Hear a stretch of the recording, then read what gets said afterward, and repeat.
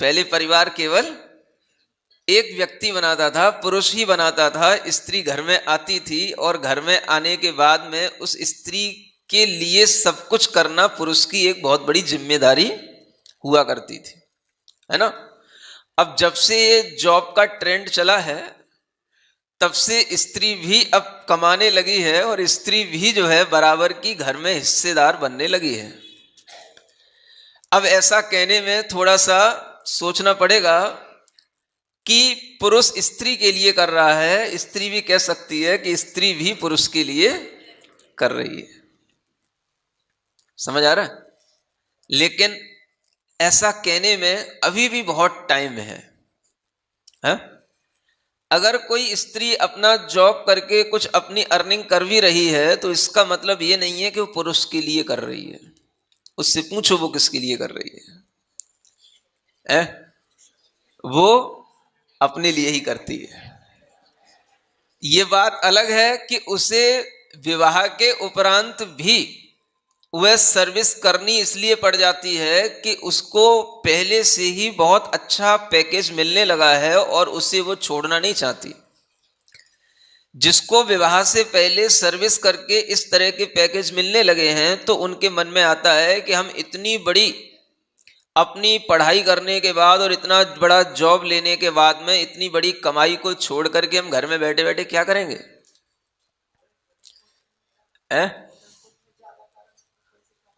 हाँ, तो हम क्या करेंगे? समझ आ रहा है? ऐसा सोच करके बहुत सी बेटियां अपने उस बिजनेस सर्विस को नहीं छोड़ पाती, अपने जॉब को नहीं छोड़ पाती और उसका ये परिणाम निकलता है कि वे भी उतनी ही व्यस्त हो जाती हैं जितने व्यस्त पुरुष हो जाते हैं। जॉब वाली बेटियों के लिए जॉब वाले ही लड़के चाहिए और वो जॉब वाले लड़के जब होंगे तो उसमें कहीं ना कहीं दोनों के बीच में इसलिए भी थोड़ा सा मिसबैलेंस होने लग जाता है कि कमाई दोनों कर रहे हैं। अब कोई किसी के ऊपर रुतबा नहीं दिखा सकता है। समझ आ रहा है ना? उसका एक फायदा यह है बेटियों के लिए, है ना। एक फायदा है, नुकसान कितने हैं ये बात की बात है। फायदा एक यह है कि कोई अब उनके ऊपर रुतबा नहीं दिखा सकता है। तो बेटियों को भी ये बात अच्छी लगती है कि भाई अच्छी बात है, जब अपन भी कमाएंगे तो अपन किसी के प्रेशर में तो नहीं रहेंगे और जब कमाएंगे तो बराबर की भागीदारी होगी हर चीज में। तो वह बात बनते बनते भी धीरे धीरे बिगड़ती सी दिखाई देने लग जाती है। समझ आ रहा है? आप इस चीज का अनुभव कर सकते हो उन लोगों से मिलकर के जो जॉब करते हुए अपना जीवन निकाल रहे हैं और जॉब में जिनके साथ अच्छे संबंध नहीं बन रहे हैं। और उस संबंधों के नहीं बनने का एक बहुत बड़ा कारण यह है कि आपस में तालमेल इसलिए नहीं बैठता क्योंकि दोनों को बराबर के पैकेज मिल रहे हैं। समझ आ रहा है? हमने तो यहां तक भी देखा है, यहां तक भी सुना है कि अगर उन्हें अपना घर लेना है तो पति कहता है पत्नी से तेरे पास जितना बैलेंस है उसमें से अमाउंट निकाल। समझ आ रहा है?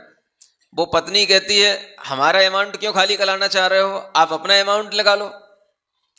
तो पति कहता है कि मेरा बहुत सारा अमाउंट तो अपनी माँ की सेवा में जाता है, मेरी बहनें हैं उनकी भी सेवा में जाता है, मेरे भाई अभी भी पढ़ रहे हैं उनके लिए लगाना पड़ता है, तेरा किस में जा रहा है? वो कहती है मैं भी अपनी माँ के पास पहुंचा देती हूं, तो अब तेरी माँ कहां से हो गई वो? समझ आ रहा है? जो सुना है सो बता रहा हूं मैं आपको। आइए बात समझ में। जब तेरा घर ये है और तेरा संबंध मुझसे है तो अब तू अपने भाई के लिए नहीं कर सकती, मैं अपने भाई के लिए कर सकता हूं, तू अपने भाई के लिए नहीं कर सकती, तू अपने माता पिता के लिए नहीं कर सकती। समझ आ रहा है? और ऐसी स्थिति में दोनों के बीच में हमेशा तनातनी चलती रहती है, उसका कोई समाधान नहीं है। उन्हें एक फ्लैट खरीदना है और उस फ्लैट खरीदने में आखिर करके उस बेटी को अपना सारा पैसा लगाना पड़ा और उस बेटे ने आधा पैसा लगाया और आधा पैसा अपने लिए दूसरे कामों के लिए रखा है। समझ आ रहा है? अब उस बेटी के लिए साथ समस्या क्या आने लगी जो मैं आपको बताने जा रहा हूं। अब जब उसके लिए फ्लैट खरीद लिया तो उसकी माँ पहले कहीं और रहती थी, सर्विस वो करने के लिए इधर आ गया, जो आपके इलाके हैं दिल्ली के आसपास, गुड़गांव, और समझ आ रहा है ना। अब यहां आ गया, उसने फ्लैट खरीद लिया।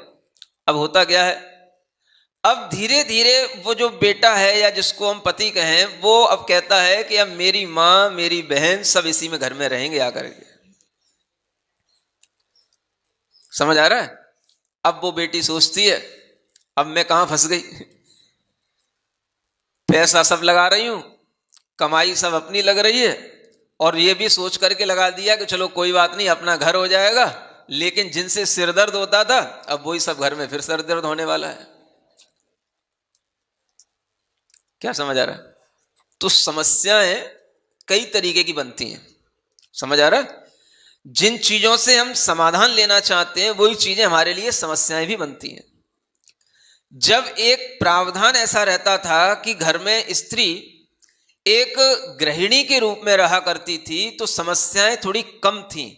ऐसा नहीं कि समस्याएं नहीं थीं, लेकिन समस्याएं कम थीं।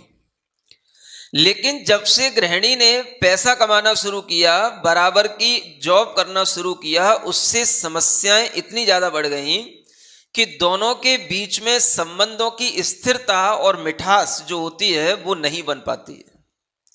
ऐसा भी नहीं है कि बिल्कुल किसी के यहां नहीं बन पाती हो, लेकिन केस ऐसे आपको ज्यादा मिलेंगे, उनकी परसेंटेज कम मिलेगी जिनके साथ अच्छे संबंध चल रहे हैं। समझ आ रहा है। और पहले जब ये गृहिणियां जॉब नहीं करती थी तब भी केस बिगड़ते थे, तब भी आपस में मनमुटाव रहते थे, तब भी घर छोड़ छोड़ के मायके जाती थी, लेकिन वो केस कम हुआ करते थे, ज्यादातर केस सक्सेस रहते थे। समझ आ रहा है। तो मैं किसी चीज के लिए एकांत रूप से पक्ष नहीं ले रहा हूं, आप उसकी परसेंटेज को देखें। पहले जो गृहिणियां गृहस्थ में अवस्था में रहती थीं और घर में रह करके अपने घर की देखभाल करती थीं, बच्चों की देखभाल करना, पति के बारे में सोचना, अपने घर के व्यापार के बारे में सोचना, अपने ही घर की अच्छाइयों के बारे में सोचना, तो उनमें केस बिगड़ने के चांस कम होते थे। समझ आ रहा है। अगर हम 90 और 10% का भी रेशियो बनाएं तो कोई बहुत गलत बात नहीं होगी। समझ आ रहा है। 90% केस पहले सक्सेस होते थे, 10% केस में होता था पति मार रहा है, पति लड़ रहा है, वह किसी ना किसी बात पर टॉन्टिंग कर रहा है, वो परेशान हो रही है या घर छोड़ करके जा रही है, तो ऐसे भी केस होते थे। वो 10% समझता हूं मैं। समझ आ रहा है। ज्यादातर केस जो विवाह तरीके से होकर के आते हैं और गृहिणी घर में अच्छे तरीके से रहती हैं, तो वो सब सक्सेस हुए ही दिखाई देते हैं। समझ आ रहा है।